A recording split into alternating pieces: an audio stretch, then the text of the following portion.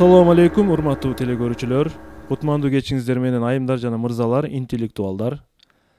Элтерде кайрадан билерман Ордо. Бүгүн 24 октябрь 2021 жыл күзгү сериялардын 6 туру. Барыңыздарга жакшы маанай каалап, биз бүгүнкү оюнду ачык деп жарыялайбыз. Мына ушинтип биздин күзгү сериялар ортолоп калды. Бүгүн телекөрүүчүлөргө каршы жогорку лигадагы команда оюнга келген. Бул команда Сагын Маманов жетектеген команда.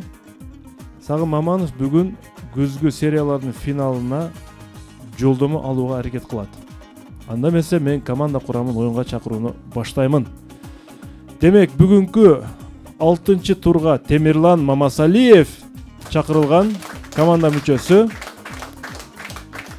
Жеке ишкер, кесип боюнча экономист. Залкарбек Юсупали уулу педагог, кесип боюнча азыр окутуучу болуп иштейт, команда мүчөсү. Данияр Исаев студент, команданын жаш мүчөлөрүнүн бири. Дастан Момунов жеке ишкерлик менен алектенет, команда мүчөсү. Илгиз Шамырзаев педагог, мыкты мугалим 2021 республикалык сынактын жеңүүчүсү, мыкты билерман, биздин клубтун сыймыгы бүгүн оюнда. Жана команда капитаны Сагынбек Маманов, Оштогу Батырал Сыдыков атындагы Кыргыз Өзбек эл аралык университетинин карьераны өнүктүрүү борборунун жетекчиси. Урматтуу телекөрүүчүлөр, мына ушул курам бүгүн Ордого чогулган. Мен ойлойм, алдыда аябай кызыктуу таймаш болмокчу. Адемесе, биз азыр сөз башын команда капитанына берсек, Сагынбек мырзага. Сагынбек мырза, биринчиден саламатсызбы, урматтуу алып баруучу, ардактуу телекөрүүчүлөр. Биздин командабыздын даярдыгы өтө жакшы. Болушунча, колубуздун келишинче даярдыкты кылдык. Кудайым колдосо, команда үчүн, клуб үчүн, жалпы эле Ордо үчүн, айрыкча телекөрүүчүлөргө да ийгилик каалайбыз. Мыкты оюн, кызыктуу оюн көрсөткөнгө буюрса аракет кылабыз. Рахмат. Чоң рахмат. Азыр болсо биз оюндун башталышында уда сөздөрдү берип алалы. Биздин студиябызда бүгүн кадырлуу коноктор бар. Ал кадырлуу коногубуз Ош шаарынын мэриясынын экономикалык өнүктүрүү борборунун башкы адиси Абжошев Замир мырза биздин студиябызда турат. Замир мырза, студиябызга кош келипсиз. Ош шаар мэриясынын атайын өкүлү катары биздин бүгүнкү оюнга келип отурат. Замир мырза, мен жогоруда айтып өттүм, учкай сиздин бүгүнкү командага жана телекөрүүчүлөргө каалоо тилегиңиз, жана мен жеке өзүмдүн атымдан, клубтун атынан сиздерге дагы бир жолу ыраазычылык билдирем. Сөз кезеги сизде. Рахмат, саламатсыздарбы? Ош шаар мэриясы тарабынан кыргыз тилди өнүктүрүү максатында, жаштарды колдоо максатында ошол иш-чараларды бекитип өткөрүп келет. Ошол бүгүнкү дагы иш-чарага Ош шаарынын мэриясы жергиликтүү бюджеттин эсебинен 50 000 сом акча каражат бөлүп берди. Ошо мен ойлоймун, бул кадамдар жаштардын демгилесин көтөрүп, жакшы жыйынтык берет деп, ошол баарыңызга командага ийгилик каалап кетет элем. Ош шаарынын мэриясы ар дайым кызматташууга даяр. Баарыңызга ыраазычылык билдирем. Рахмат. Чоң рахмат. Мына уктуңуздар, урматтуу клуб мүчөлөрү. Жалпы байге фонду 50 000 сом. Биз бул акча каражатын бир эле оюнга сарптабай, биз 3-4 оюнга бөлөлү деп атабыз. Анткени бир эле оюнга сарптап койсок, калган командалардын бир аз мындай дымак өчүп калбасын деп атабыз. Ошону биз бөлүп, Кудай буйрса, ушул алдыдагы серияларга дагы Кудай буйрса жеткизгенге аракет кылабыз. Бул үчүн дагы бир жолу Ош шаарынын мэри Алмаз Ишенбекович Мамбетовго, Ош шаарынын мэриясынын аппарат жетекчиси, биздин клубтун мурдагы активдүү мүчөлөрүнүн бири Камчыбек Досматов мырзага, жана ошондой эле бир катар кызматкерлерге биз клубтун атынан дагы бир жолу ыраазычылык билдиребиз. Чоң рахмат. Дагы биздин өнөктөштөр бар. Биздин дагы бир өнөктөштөрүбүз клубту колдоп келген Легенда Века деген окуу борбору Ош шаарындагы командага сыйлык иретинде 2000 сом акча бөлүп бериптир. Жана ошондой эле Aura Lux массаж академиясы бар, Ошто жайгашкан. Ошол Aura Lux массаж академиясы мыкты билерманга, мыкты теле көрүүчүгө атайын сертификаттарды белек кылмакчы бүгүн. Биздин расмий өнөктөштөр, булар өзүңүздөр жакшы билгендей, Барбол кондитерлик фирмасы ар дайым катуу, жаңы, адал токоштор менен бизди кубандырып келет. Ошондой эле актив дизайн, полиграфия жана жарнак борбору биздин клубду колдоп келүүдө. Ошондой эле Yoma Burger тез тамактануучу жайлары. Yoma Burger эң мыкты бургер. Биздин клубдун мүчөлөрүнө ар бир командага ушул акысыз тамактанууга сертификаттарын берет. Демек, команда оюнга даярбы Сагым мырза? Урматтуу алып баруучу, буйрукса командабыз толугу менен оюнга даяр. Ийгилик болсун. Оюнду баштадык. Биринчи раунд.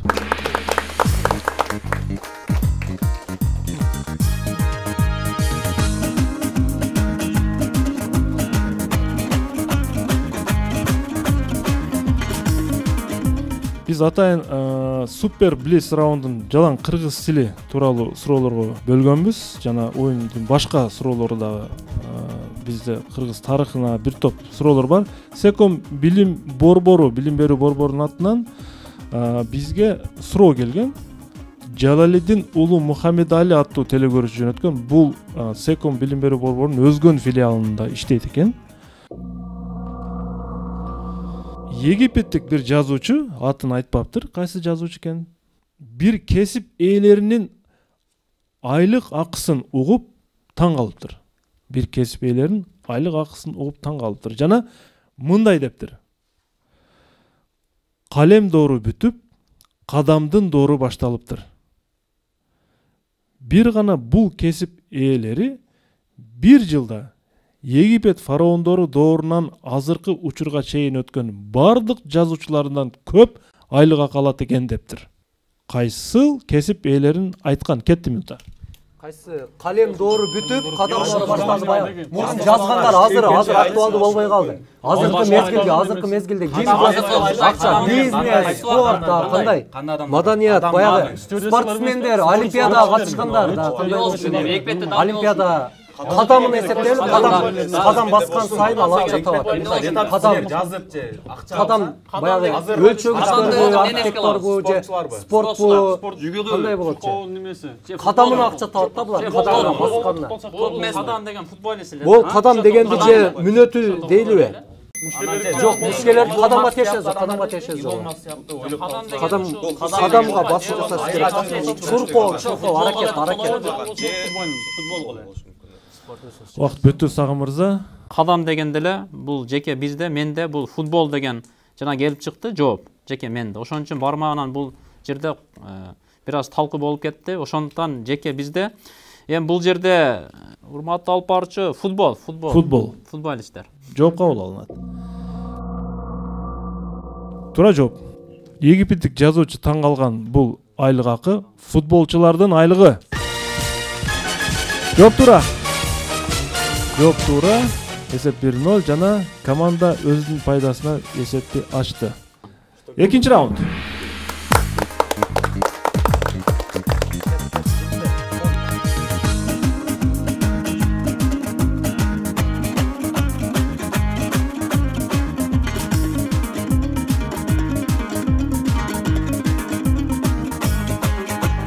Асылбек Камчыбеков Кызылкия шаарынан силерге каршы суроо берет. Азыр Илгиз мырзадан байкап калдым. Илгиз мырзанын көкүрөгүнөн бир медаль турат. Эмне болгон сыйлык Илгиз мырза? Урматтуу алып баруучу, жакында эле ушул Кыргыз Республикасынын билим берүү жана илим министрлиги тарабынан уюштурулган республикалык жылдын мыкты мугалим 2021 кароо сынагында ушул Оштун намысын коргоп, мектептин, клубтун, ушул Билерман Ордо клубунун намысын коргоп, ал жака мен катышып келдим. Ошол сынактын жыйынтыгында мен республика боюнча биринчи орунду ээлеп, жылдын мыкты мугалим аты алдым. Бул ошол сыйлыктын эмеси экен да, медаль, Мында көрсөтүп коймокчу мындай. Мыкты мугалим 2021 дейт. Азаматсыз сыймыктанабыз, урматтуу билермандар.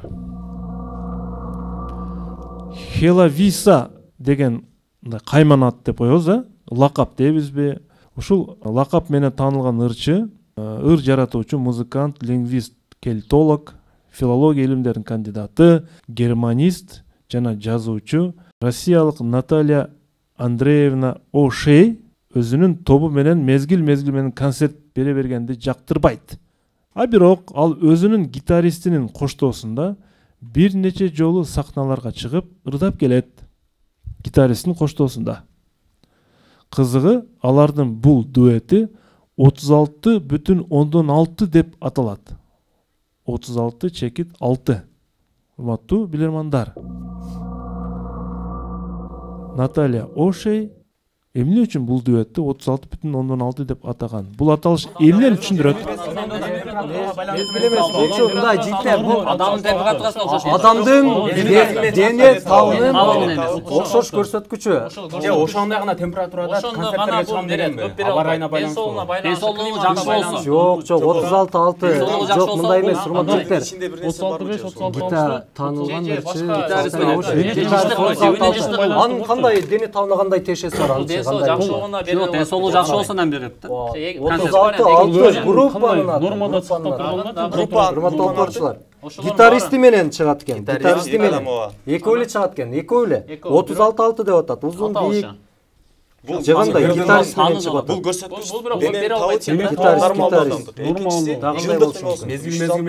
Группанын аты Дененин табыда биринчиси 36,6 бул дененин нормал табы. Экинчиси группанын аталышы болушу. Группанын аталышы. дененин табы болбойт. Же адам денсаулык кара дегенде, мыкты денсаулык дегенде. Нормада адам өзүн жакшы сезип турган мезгилде деген. эмне үчүн аталат? Эмне үчүн? Сагынбек мырза. Урматтуу алпарчу, бул суроого Илгизбек Шамырзаев жооп берет. Илгизбек. Урматтуу алып баруучу, жардам иретинде мисалы 36,6 бул көбүнчө биз билген дарыканалардын сыртында адамдын нормалдуу бир дене өлчөмү, дене табы катарында жазылып турат. Медицинада ошондой. Медицинада ошондой. Бунун топко тиешеси жок. Азырынча мен бул боюнча эч нерсе дей албайм. Мен карманып турамын.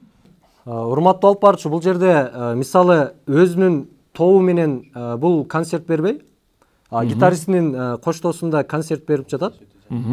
Демек, могул 6 бул ошол мисалы биз билгенден гитаранын 6 кылы бар, урматтуу алып баруучу. Ошол 6 кылды айтып атса керек. 36-ын кандай чечмедейсиз? 36 деген балким өзү бир пианинонун же бир кандайдыр музыкалык аппараттын коштоосунда анын гитарист экөө дуэт ырдайт. Түшүнүктүү. Жооп кабыл алынат. Мен туура жоопту айтам.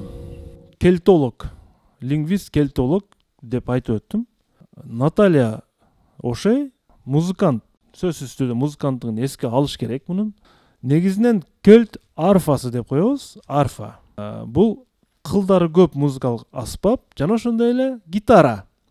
Гитарада туура 6 кыл бар, Илгизбек мырза. 6, ал чындыгында гитаранын 6 кылы, ал эми 36 бул кельт арфасындагы кылдар. Мониторду карасаңыздар, гитаристи бул жакта турат, жана өзү мына арфаны ойноп атат да, арфада 36 кыл бар, гитарада 6 кыл бар. Эми жоопту аныктоого келе турган болсок, Илгиз мырза гитаранын 6 кылы бар деп туура айтты. 36 деген эмнени түшүндүрөт десем, кайсы бир музыкалык аспаптын коштоосунда болушу мүмкүн, мен анын атын мен билбейм дегенде бир ишара кылды. Мен айттым бул кельт арфасы дедим. Кельт арфасы. Кельт арфасы жөнүндө музыкалык чөйрөнүн арасында кеңири маалымат болушу мүмкүн, балким, бирок билермандар сөзсүз түрдө көп түрдүү маалыматка ээ болуш керек. Мен экинчи раунддагы суроону жообун канааттандырарлык иретинде кабыл алам жана 2-0 эсебинде командага ыйгарабыз. 2-0 эсеп. Кийинки 600 сомдо команданын эсебине өтөт азырынча. Оюн улантылат 3-чү раунд. Урматтуу телекөрүүчүлөр, бүгүн биз күзгү сериялардын 6-чы турун ойноп жатабыз. Сагынбек Маманов бүгүн ордого келген. Күзгү сериялардын финалдык оюнуна команда ат салышып жатат азыр. Супер Блиц. Супер Блиц. Биз ишенебиз. Ошол Илгизбек Шамырзаевка азыр дагы аракет кылды болушунча, колдон келишинче. Супер Блицте да мыкты оюн көрсөтөт деген ишеништебиз.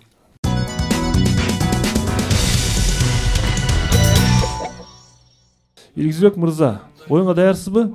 Урматтуу алып баруучу, негизи илим деген ушундай түбү жок бир чексиз бир океан сыяктуу элестетебиз да, андыктан азыр оюнга даярмын, бирок оюндун башталышында эгерде билбей кала турган болсом, алдын ала командадан кечирим сурап коеюн.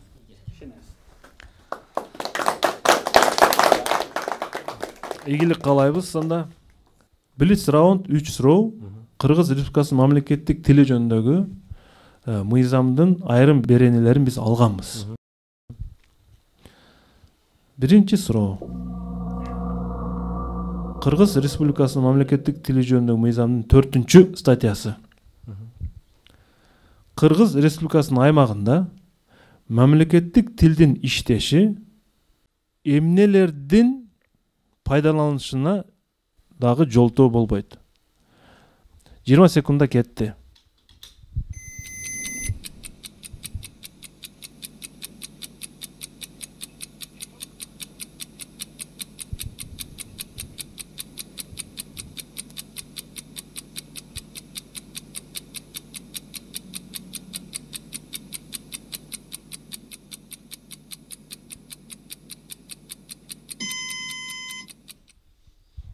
Элгиз мырза. Кыргыз Республикасында мамлекеттик тилдин иштеши, урматтуу алып баруучу, менин оюмча ошол мамлекетибиздеги башка тилдердин иштешине жолтоо болбойт. Биринчи суроонун жообу туура. Башка тилдердин иштешине дагы жолтоо болбойт экен. Экинчи суроо. Ушул эле мыйзамдын 20-чы беренеси. Кыргыз Республикасында мамлекеттик тил, маданият, искусство жана кайсы чөйрөдө негизги тил болуп саналат? Маданият, искусство жана кайсы бир чөйрөдө негизги тил болуп саналат? 20 секундда кетти.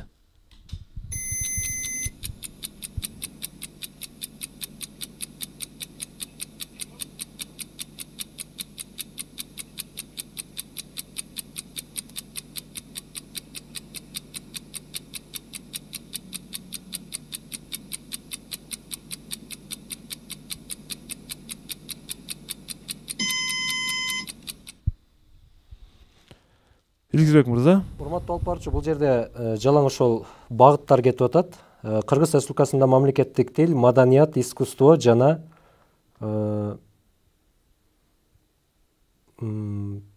экономика. Экономика чөйрөсүндө негизги тил болуп саналат деп эсептейсиз. Эми өлкө ичиндеги соода саттык иштерин, ошол экономикалык ишмердүүлүктү жүргүзүүдө негизги тил болуп саналат. Туура жооп. Кыргыз Республикасында мамлекеттик тил, маданият, искусство жана жалпыга маалымдоо чөйрөсүндө негизги тил болуп саналат. Бул жалпыга маалымдоо СМИ, журналистика жана телевидение, радио, айтор ушул чөйрөдө дагы Кыргыз Республикасындагы кыргыз тили мамлекеттик тил болуп саналат экен. Тилекке каршы экинчи суроодо бир аз жаңылып калдыңыз. Илгиз мырза, эч нерсе эмес. Биринчи суроонун 500 сомун сиздин утушуңуз. Телекөрүүчүлөр тарапка бир упай кошобуз. Азырынча 2-1 эсеп. 2-1. Эсеп 2-1. Оюн улантылат. 4-чү раунд. Командага жаңы ойноп жаткан буга чейин бир топ даярдыктардан өткөн 2 билерман олтурат. Тагыраагы жапжаңы билерман бул Дастан мырза. Дастан мырза, биздин студиябызга кош келипсиз. Урматтуу алып баруучу жана билермандар, буюрса маанайыбыз жакшы. Бул билерман ордо оюнун биз мектеп убагыбыздан бери эле көрүп, кызыгып жүрөбүз. Андан кийин студент мезгилибизде келип, агайлардын аркасынан көрүп, алардын командасы менен кошо даярданып да жүрдүк.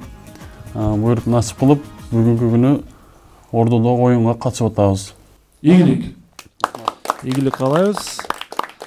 Нургүл Акботоева, Ноокат районунун тургуну. Силерге каршы суроо бет. 700 сом суроосун байгеси. Урматтуу билермандар, фото суроо. Фото суроо берейин деп чечтим дейт телекөрүүчү. Бул митек курттарды сиздер кандайдыр бир нерсенин ичинде митек курттарды көрүп турасыздар.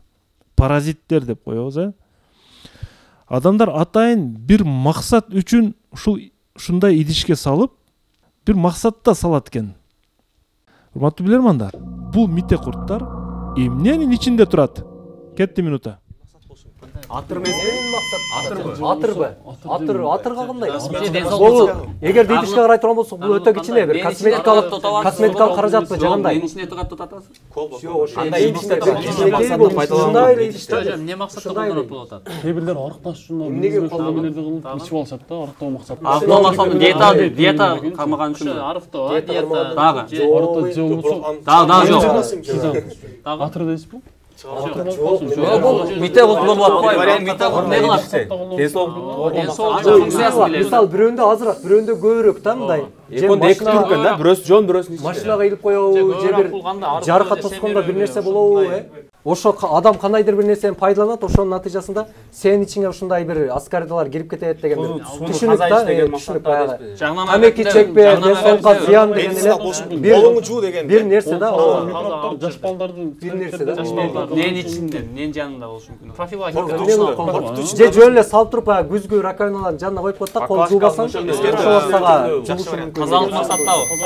Суган бир окту анан жооп берет. Да, унааларга тиешелүү бир нерселер эмес. Суган окту тазалык неме кол жууган жерлерге коюп койсоң. Тазалык. Балким жөн эле бир ожок калсак, жөн эле бир сөйкө катары баягылып алган эмес ба? Бир өзгөчө болсун деп. Сагынбек мырза.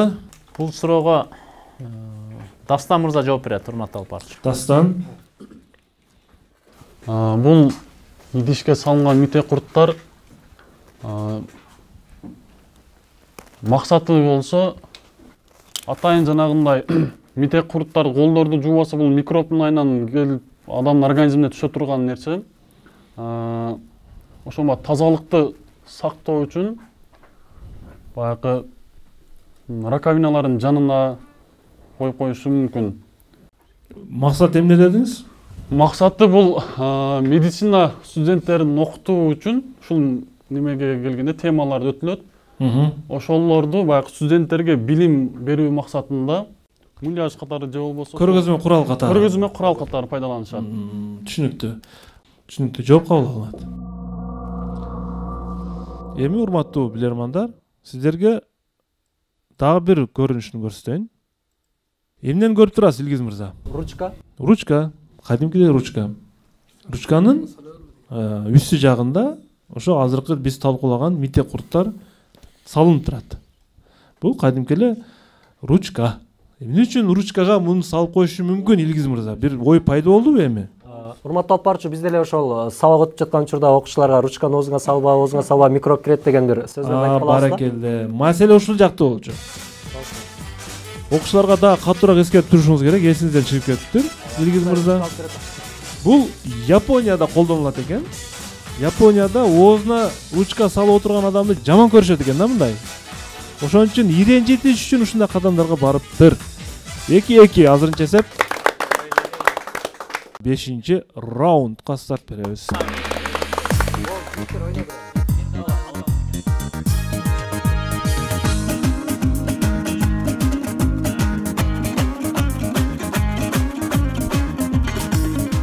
Ботокөз Жакып кызы Талас шаарынан сиздерге каршы суроо берет. Урматтуу билермандар. Бул суроону командага берерден мурда команданын ичинен 2 билерман мырзаны тандаңыз дептир. Мен азыр болжол менен ушул жерде Темирлан менен Залкарды тандайын. Айталык, экөө бири-бири менен курдаш Темирлан менен Залкар. Элестетиңиздер, сиздер 19-кылымда жашаган казак элинин жаш балдарысыздар азыр. Темирлан жана Залкар.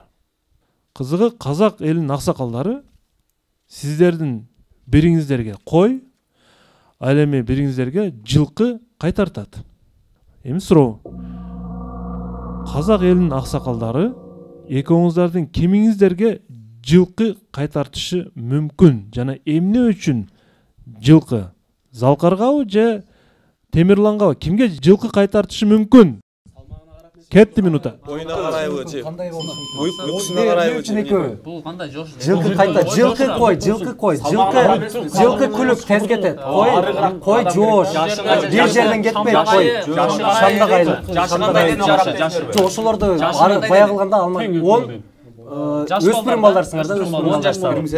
Бул жерде жашына да карашы мүмкүн. Бирөөсү улусуна. Кой менен жылкыны алалы, мындай антонимдик байланыш болуп атат. Бая тез, бирөө жай, бирөө бир жерде жүрөт, бирөө улам күлүктөп кетет. Эгерде жаштыгын алса, бирөөс чоң боло турган болсо, эгер тең болуп калса, Өзүнө карап. Ошо тарбия бар жерде, тарбия бар. Анан бирөөсүн шок болгон болсо жошутуу үчүн. Бирөө шокко Жош оор басыркычы шамдагай. Анда мисалга карап бирөөс момун жоштукка үйрөтөт. Сабырдуу, жошту. Кой жылкы. Же болсо семиздигине да карашы. Кой жош. Кой жылкы. Мисалы кыргыздарда мындай жанадар болгондо баягы тили чыкпаган балдарга табышмак айтып берген, табышмакка көндүрткөн, жаңымачка көндүрткөн, тили чыккан ушундай бир тарбия да бар. Салмак жеңил ушундай бир тарбия. Койду, салмак аз болсо же койду. Убакыт бүттү. Сагынбек мырза. Урматтуу алып баруучу, бул суроого Илгизбек Шамырзаев жооп берет. Илгизбек. Урматтуу алып баруучу, бул 19-кылым болсо, бизде мисалы педагогикада этнопедагогика деген атайын бир илимдин багыты бар. Ал жерде ошол ата бабалардын жаш өспүрүмдөргө карата колдонгон ыкмалары, тарбия берүүлөрү камтылган да. Мисалы кыргыздарда баягы тили чыкпаган балдарга ошол жаңылмач табышмак айттырса, анын тили ошого көнүккөн. Демек, жылкы табиятынан тез, кой табиятынан жоош. Демек, бири көп кыймылды талап кылат, бири азыраак кыймылды талап кылат. Мен ойлойм, жылкыны залкар кайтарат, койду темирлан кайтарат. Эмнечи минтип чечтиңиз? Кээде баягы болот да, урматтуу алып барчу, мисалы залкар кечке кой жайып жүрсө, балким мүнөзү койго окшоп калышы мүмкүн да. Ал эми кечке жылкынын артынан жүргөндө баягы анын да өзүнүн табияты бар. Ошонун мүнөзүнө калыптанып калышы мүмкүн. Ошондуктан баягы буларды кайчылатып алмаштырган болушу мүмкүн. Жооп туура. 3-2. Эсеп 3-2. 800 сом команданын эсебине өттү, жазып турабыз. Ойнулантылат 6-чы раунд.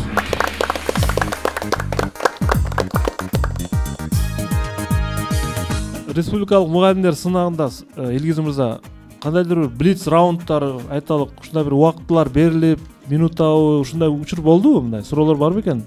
Бул окуу жылында ошол уюштурулган сынактан мындан ары ошол тестирлөөнү алып салыптыр. Себеби дегенде алар мындай деп атат, эгерде тестирлөө кылып койсок, кайсыл бир билбеген мугалим деле болжолдоп туруп, баягы упай кошуп алышы мүмкүн деп атат да. Эми бул жагы бешене болуп кетет. Андыктан биз мугалимдин чыныгы баягы чыгармачылык жөндөмүн гана баалашыбыз керек деген ой пикирлерин айтышты. Мен негизи аябай күттүм бирок. Жакшы. Мирлан Абдыразаков суроо берет. Архитектор, Бишкек шаарынын тургуну. Урматтуу команда, сиздерге ушундай чиймени жөнөтүптүр. Мен азыр мониторго берүүгө да аракет кылайын калган билермандар үчүн. Урматтуу билермандар, колуңуздарда кагаз турат, кагазда чиймелер турат жана үстүлөрүндө жазуулар турат. Эмне деп жазып турат, Илгиз мырза? Биринчисинде бул чийме Бишкек шаарына таандык, астыңкы чийме бул болсо Ош шаарына таандык деген жазуу турат. Эми сиздерге суроо. Бул чиймелер эмнени түшүндүрөт? Кетти минута. Эмне кылышы мүмкүн? Баягы жолдун курулуштары, самолеттордун учуу. Аэропорттукуда жакшы болчу. Аэропортто жакшы вариант. Экинчи. Дагы эмне болушу мүмкүн? Жол бу. Жакын арада алдыда курулуучу бир метролордун схемасы эмеспи? Же кандайдыр бир жылуппу. Бирдей цифрада сан неме Менда беретили го. Темир жол эмеспи? Темир жол. Менда беретили го. Код Ошондон узунураак болуп атат, бир аз. Темир жолда эмеспи? Темир жол. Бизде жолго байланыштуу. Бизде Ошто узун болуп атат. Бишкектики негизи Украина келип атат да. Оштуку кыйгачынан келип атат да. Бул эмне ошондо? Бир дарыялар жокпу? Чүй менен жанагы Акбура дарыялары, канализация. Темир жол, андан аэропорт. Акбура 1, 2, 3, 4, 8. Жибек жолуна байланыш эмес бул? 4 сыныksız. 1, 2, 3, 4. кандай дарыялар? Чегерлар менен кесилишкен бе? Жолдор. 4 сызык кесилишип атат да. Кесилишкен жолдор эмеспи? Жол. айырмачылыгы бар экен да. Жо жанагы түштүк батыш чыгыш болгондо көпүрөлөр. Саат жебеси эмеспи? Ошто нелер бар? Бишкек оштарына тандык. Түштүк. Айырмасы бар. Саат жебеси. Аянтчалар. Саат жебеси да жашаган. Саамбек мырза убакыт аяктады. Темирлан Мамасали жооп берет, урматтуу алып барчу. Темирлан мырза. Бул жерде эгер геометрия немеге карай турган болсок, координата башталгыч дейт.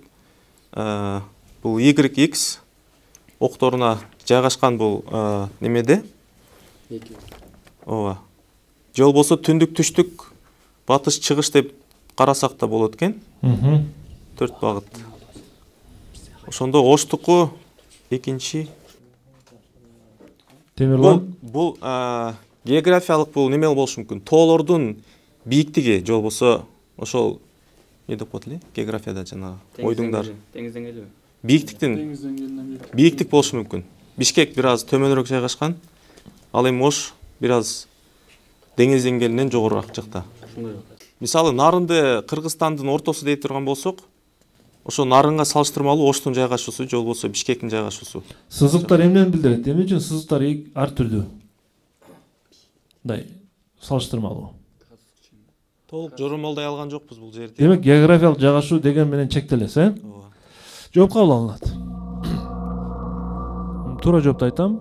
Эки сүрөттү да эки чийменди тең карап көрсөңүздөр, батыш жагына болгон сызыктар узунураак, Илгиз мырза. Туурабы? Эгерде түндүк түштүк батыш чыгышка бөлө турган болсок, Темирлан туура эле бөлдү. Түндүк түштүк батыш чыгышкачы. Ошол жактан карай турган болсок, ошол батыш жакта сызыктар бир аз узунураак. Географияда термин бар. Бул эмне деген термин, Темирлан мырза? Батыштан соккон шамал. Батыштан соккон шамалдын ылдамдыгы 3-9 метр, 12-17 метр деген маселе. Сиз ушу жогорулап барып туруп дөңгө чыга албай калдыңыз, Темирлан мырза, азырчы. Бул батыштан соккон шамалдын картографиясы. Шамалдардын багыты жылдык көрсөткүч экен. Ушу Ош менен Бишкектин шамалдык багытын жылдык көрсөткүч экен. Бир аз жаңылдым деп айта албайм. Толук жооп айтылбай калды. Эсеп 3-3 телекөрүүчүлөр пайдасына. 7-чи раунд. 7-чи раунд.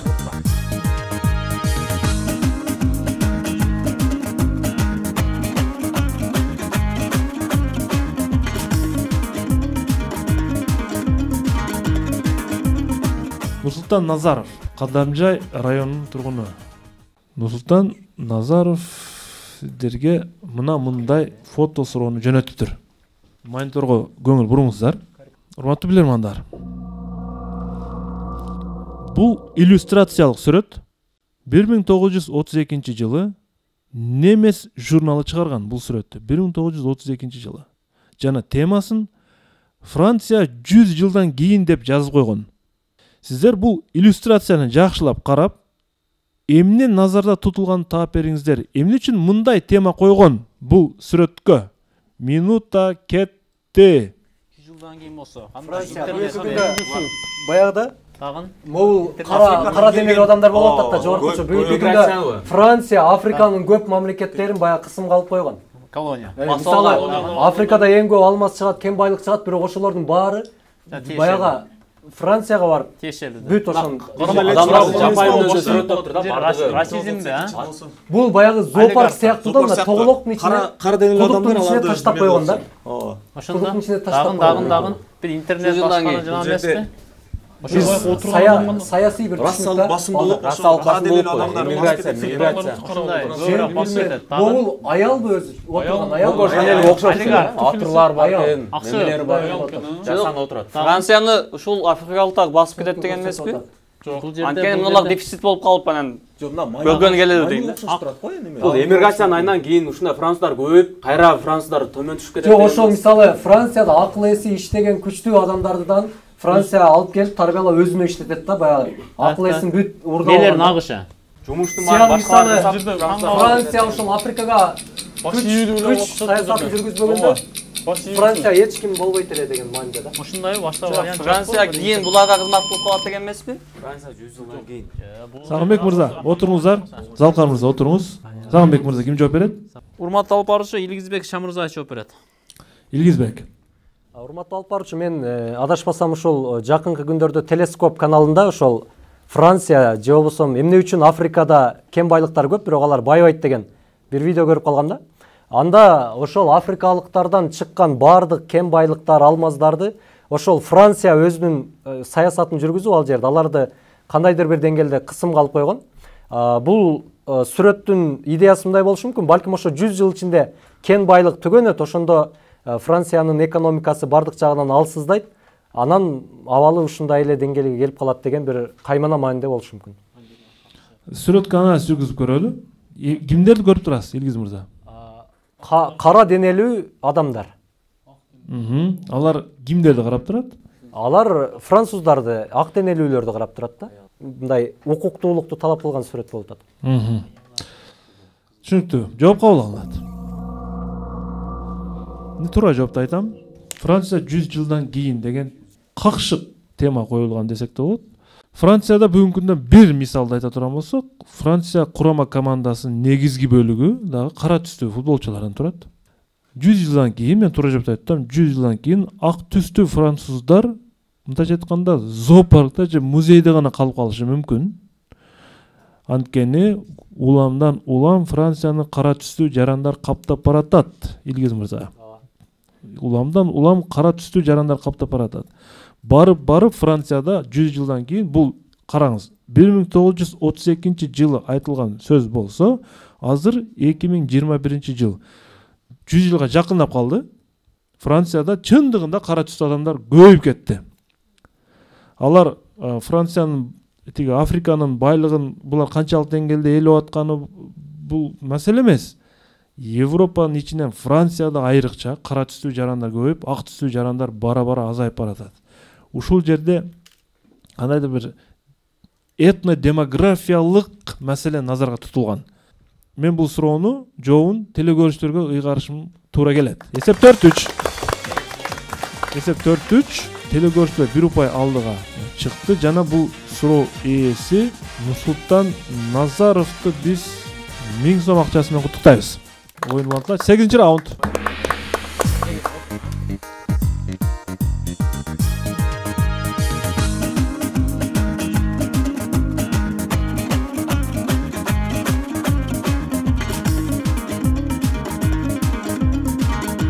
Актив дизайндан суроо.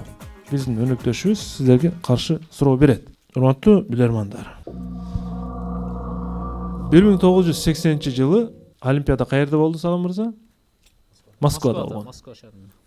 Ошондон 4 жылдан кийин 1984 жылы Лос-Анджелесте Олимпиада өтмөкчү болгон, 84 жылы. Ошондо Макдональдс компаниясы, бул тест татым жасоочу компания, маркетингалык акцияны жарыялаган. Алар мынтип айткан: эгер ар бир америкалык спортчу, Олимпиадага катышкан спортчу коло медалды алса, Макдональдске кирген кардарлар аксыз Кока-Кола ичмекчи болот. Күмүш медалды алса, ошонун урматына бир порция картошка фри аксыз жейт. Ал эми кайсы бир спортчу алтын медалды уткан болсо, ошонун урматына Биг Мак аксыз жей турган болушат. Кайсы Макдональдска кирсе дагы аксыз бермекчи болот. Бирок кандайдыр бир себептен улам 1984 жылкы Олимпиадага бойкот жарыяланып калат. Ошол бойкот жарыялангандан кийин көптөгөн спортчулар барбай калат жана медалдардын басымдуу бөлүгүн америкалыктар өздөрү утуп, натыйжада Макдональдс банкротко учурап калат. Убактылуу. Темирлан мырза, сиздерге суроо. Бойкотту кимдер жарыялаган? Минута кетти. Булар мисалы кара денелүү жок. Байкот жагыланып атат. Америкалык спортчу коло медаль утса, ага Кока-кола, картошка фри тамактарды берип атат да. Бойкотту кимдер жарыялаган? Америкалык өздөрү эмеспи? Кока-кола компаниясы болушу мүмкүн. Башка ресторандар тамактануучу жайларчы. Коло неме болсо бекер берип атпайбы? Бекер берип атканда кара денелилер дагы эмеспи? Мисалы Мухаммед Али медаль алып киргенде киргизбей коет го да. Ошол мезгил кара денелүү жок. Бул уже жөн эле фермерлер эмеспи? Жок, анда жок, бул жерде Москва байланыш бар. фермер көбү Кока-кола жеп атат, ичип атат. Тест Сырттан болушу мүмкүн. Биг Мак кайсы жакта көп болушу мүмкүн? Баягы болуп атат да. же жанагы Башка өлкөлөр Тыюу салынып калып атат. Олимпиада комитети бойкот жарыялашы мүмкүнбү? чоң державалар эмес. Демек өтө чоң массада бул, өтө чоң масса. Америкалыктар өз алып коет. өздөрү эмеспи? Кытай мамлекети. 28 жылы кайсы деди? 88 жылдары. Жок, 80 жылы. Бирде 84 жылдары. Жок, 80 жылы кайсы жакта эле? Жок, орусияда болуп атат да, Москвада. Москва өзү эме алып койгон эмеспи? Москва кандай? Сагынбек мырза, убакыт аяктады. Урматтуу алып баруучу, биз буйруса чын жүрөктөн Ордодан жардам алабыз. Урматтуу Ордо, команда жардамдарга муктаж. Кетти 20 секунд.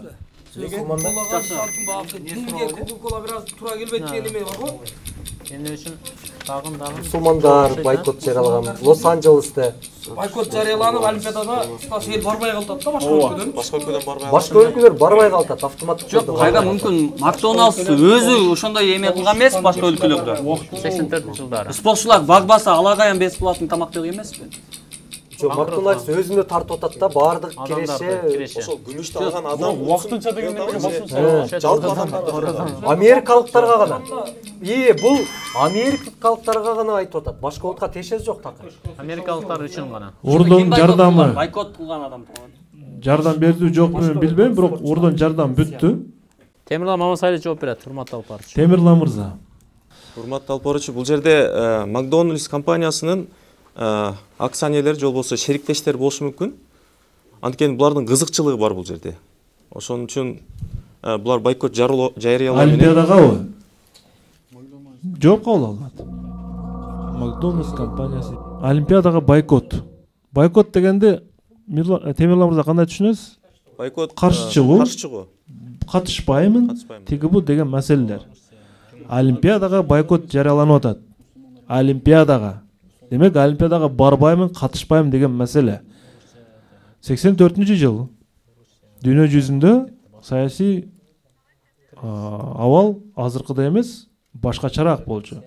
Тагыраак айтканда, СССР державасы үстөмдүк кылып турган жана СССРдин идеологиясын колдогон бир топ социалисттик мамлекеттер бар эле. Темирлан мырза, Кытай, Куба, Европанын 30%, биздин Орто Азия бириги бардыгы бойкот жарыялады Олимпиадага барбайбыз депчи. Менимче Залкар мырзадан бул вариант чыккандай болду. СССР эмеспи деп. Мен анткени Орусия, Кытай мамлекети бар эле. Мен анткени суроонун башында 80-жыл кайсы жерде өттү деп дагы бир илмек таштадым сиздерге. Бул Москвада өткөн болчу. Ушул жерде бир аз боштук кылып койдуңуздар. Жана актив дизайнын суроосун команда таба алган жок. Эсеп 5-3.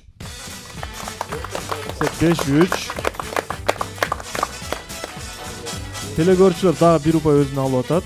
Сергекирээк болууга чакырып кетер элем, анткени 5-3 болуп калды эсеп. 9-раунд. 9-раунд.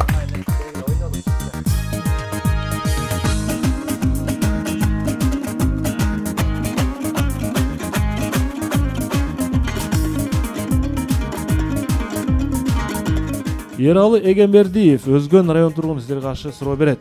Ералы Эгембердиев сиздерге төмөнкү фото суроону жөнөтүптүр. Бул сүрөттө сиздер Европада жайгашкан Барле шаарындагы жолдогу белгилерди көрүп турасыздар, мына жолдогу белги. Урматтуу билермандар, Европада жайгашкан Барле шаарындагы бул жолдогу белгилер эмнени түшүндүрөт? Чегара. Кет. Чегара. Мисалы кафе ресторандарында деле ошо плюс кетерген да. Бул эки мамлекеттин ортосунда. Эки мамлекеттин ортосунда. Бул жагы башка мамлекет. Урматтуу алып барчу, мөөнөтүнөн мурда жооп даяр. Шашылган жоксуздар, ким жооп берет? Илгизбек Шамырзаев жооп берет. Илгизбек. Мисалы кадимки эле бир ресторанын ичинде дал ушундай плюс белгилери түз сызып өткөн бул эки мамлекеттин ортосундагы жөнөкөй гана чегара. Эки мамлекеттин ортосундагы чегара дедиңиз. Туура жооп.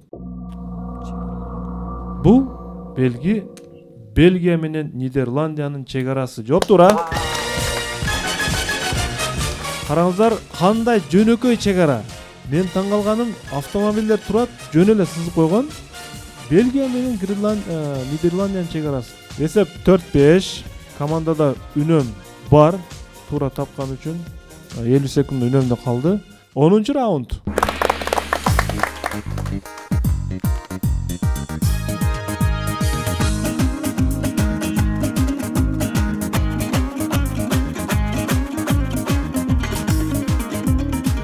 Нурзат Мусаланова, Талас шаарынын тургуну, сиздерге каршы суроо берет. Суроо.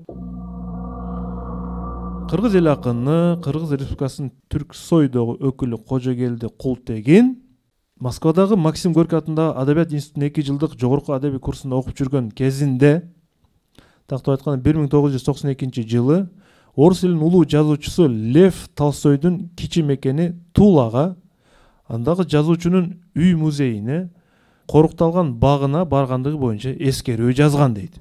Кожогелди Култегиндин эскерүүсү. Бул боюнча телеканалда дагы маек берген дейт.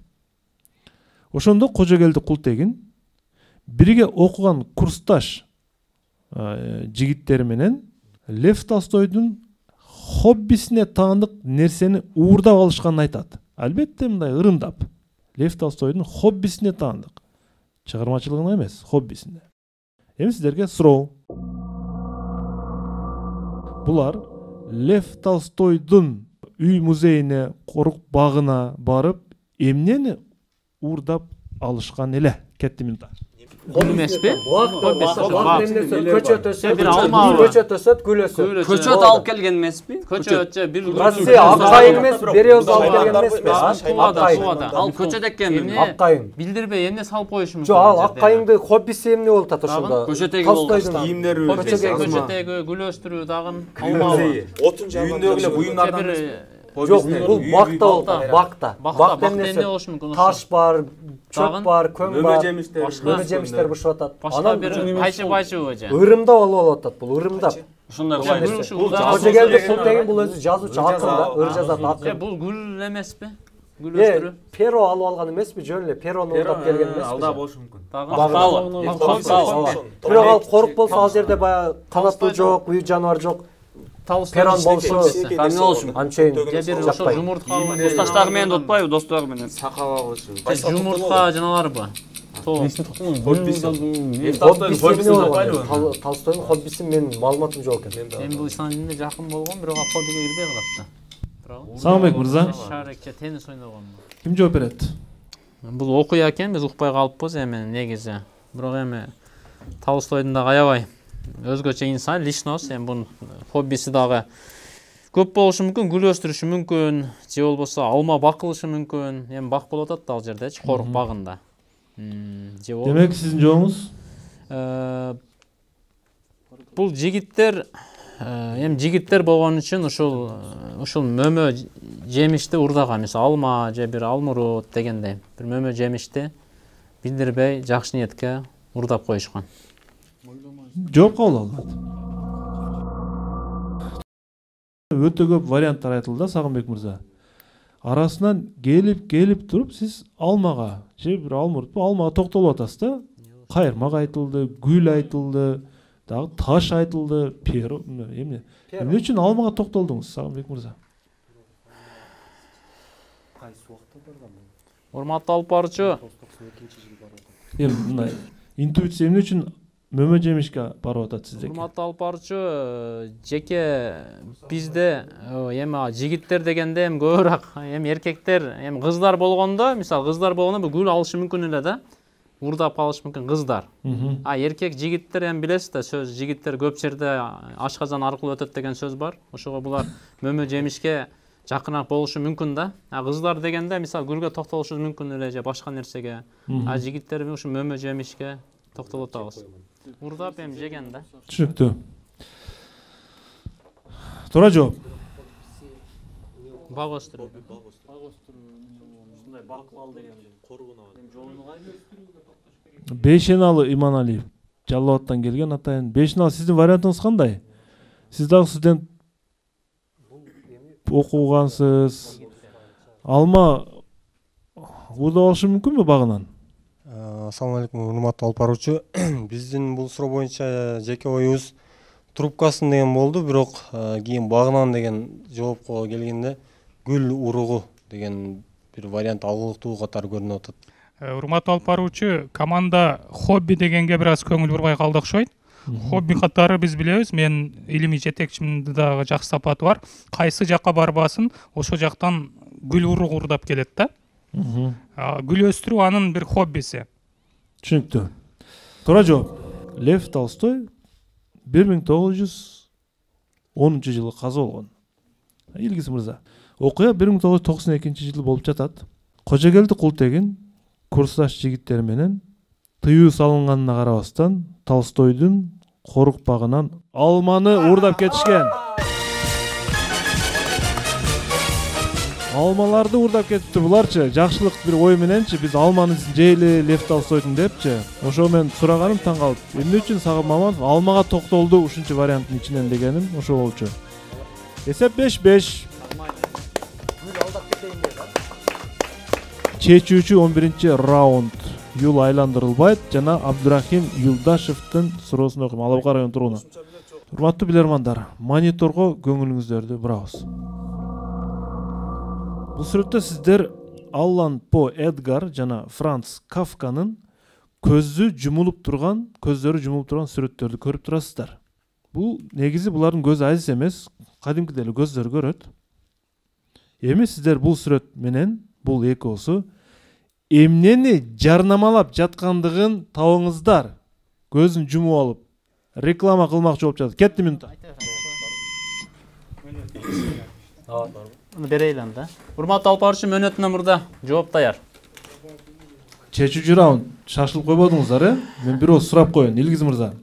Бул суроо өзү эки бөлүктөн турат. Биринчи бөлүгүндө ушул эле инсандардын башка жазуучулардын баягы кулактары бүктөлүп калган ушундай бир элестери бар да. Ал китеп жөнүндө баягы суроо болчу. Мунусунда болсо бул аудио китеп.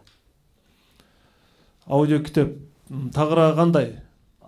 Булар мисалы мен өзүм деле аудио китеп жаздырам, урматтуу алып барчу. Тагыраагы аудио китепти биз качан угабыз? Качан гана баягы уйкуга жатаар алдында аны көздү жумуп алып уккан, бул өтө таасирдүү, анан өтө бир жагымдуу абал болот. Ошондо баягы биздин булар эми жазуучу биздин чыгармаларды көзүңөрдү жумуп деле баягы угуп, окубай эле угуп кабыл алсаңар болот деген маани. Жооп туура. 6-5 эсебинде Сагынбек Маматовдун командасы күзгү сериялардын 6-турунда жеңишке жетиши жана финалдык оюнга ойноо жолдомосун ойноо мүмкүнчүлүгүн алып атат азырынча. Демек бүгүнкү оюнда кайсы телекөрүүчүнүн суроосун команда мыкты деп тандады. Биз ошону бир талкуулайлы. Анан кийин Семете мырза, мына Ош шаар мэриясынын байге фонду бар. Ошол байге фондунан 1000 сомду да кошумча биз мыкты билерманга беришибиз керек. Урматтуу алып баруучу, урматтуу телекөрүүчүлөр, бүгүн биз жакшы оюнга күбө болдук. Кубанычтуу оюнга. Анткени команда жеңип, баарыбыз кубанып турабыз. Бүгүнкү оюндун өзгөчө жактары бир топ.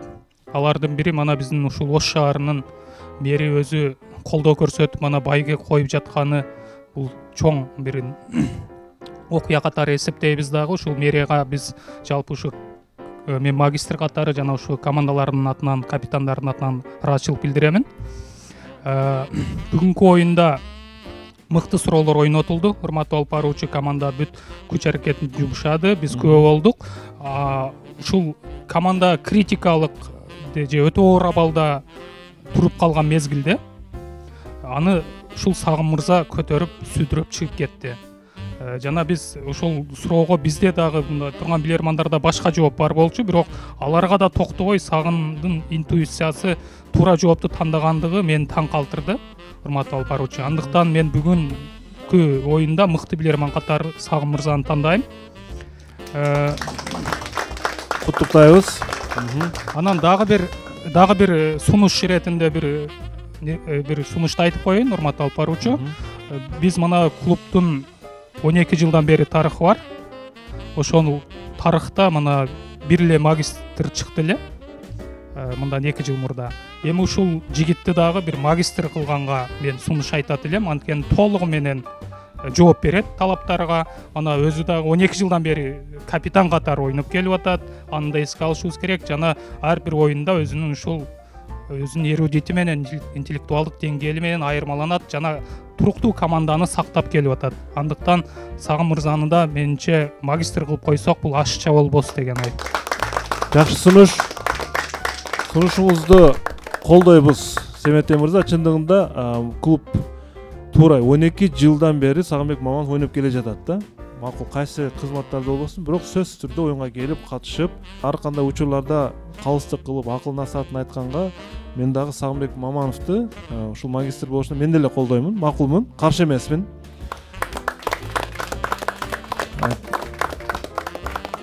Дагы бир магистр, клубтун дагы бир магистр болушуңуз менен биз клубтун атынан жана өзүмдүн атынан куттуктаймын.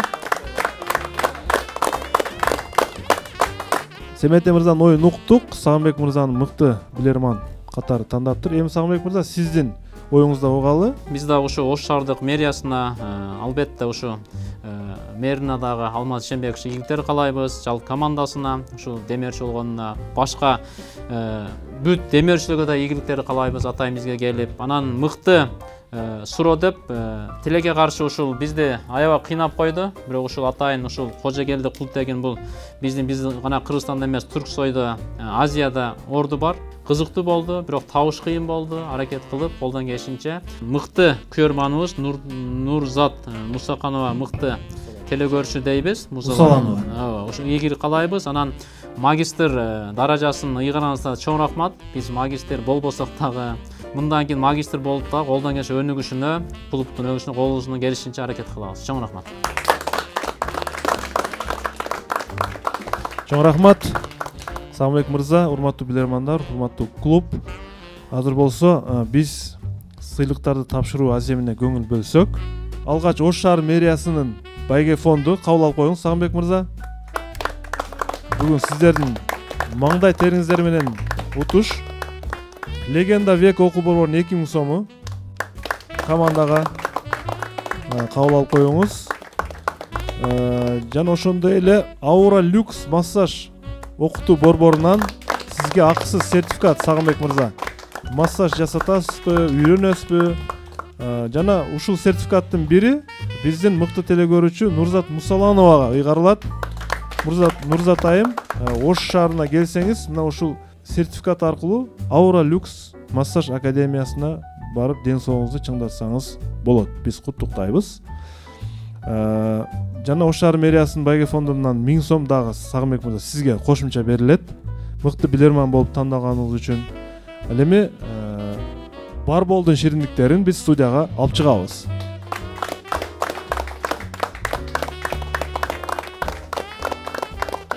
Чоң рахмат. Барбол Атамекен өндүрүш компаниясы ар дайым адал ширин таттууларын бизди кубандырып келет. Биздин өнөктөшүбүз Йома бургерден акысыз тамактануу үчүн 6 кишилик сертификат. Сагынбек мырза, куттуктайбыз.